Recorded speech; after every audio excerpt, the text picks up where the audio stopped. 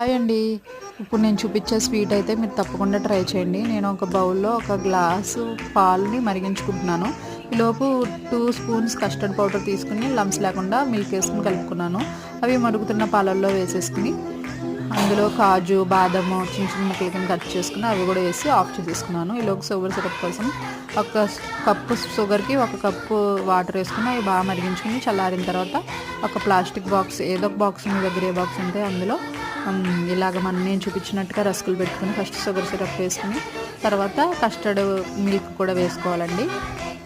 తర్వాత మొత్తం అలా పేర్చేసుకున్నాక పైన కాజు, బాదము చిన్న చిన్న ముక్కలు కింద కట్ చేసుకుని వేసేసుకుని ఫ్రిడ్జ్లో ఒక 5 అవర్స్ కానీ ఓవర్ నైట్ కానీ పెట్టేసుకుని నెక్స్ట్ డే తింటే ఉంటుందండి. ఎంత బాగుంటుందో షుగర్ సిరప్ వేయడం వల్ల జ్యూసీగా ఆ బాదం పలుకులు, కాజు పలుకులు ఇవన్నీ తగులుతూ చాలా బాగుందండి. ఒకసారి ట్రై చేయండి. వీడియో వస్తే like and subscribe. Thank you for watching. Bye.